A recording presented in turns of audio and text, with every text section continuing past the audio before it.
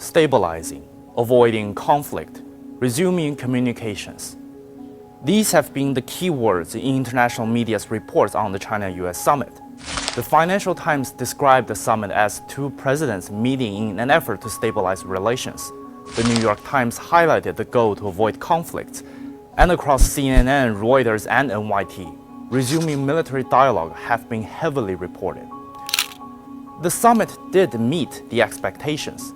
At the Filoli Estate, Chinese President Xi Jinping and U.S. President Joe Biden agreed to resume high-level military-to-military communications on the basis of equality and respect.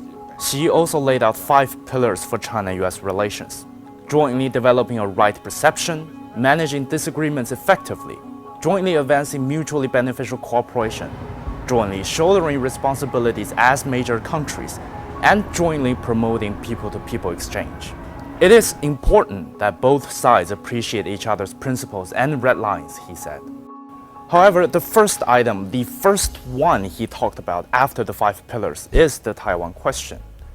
This is the most important and most sensitive issue in China-U.S. relations, and the United States should take real actions to honor its commitment of not supporting Taiwan independence, stop arming Taiwan, and support China's peaceful reunification. Very specific demands, aren't they? Well, I think the Americans have to keep their policy of one China. If we keep that policy, then I think we can avoid a war or conflict. Military-to-military communications were suspended when the then House Speaker Nancy Pelosi visited Taiwan in August last year.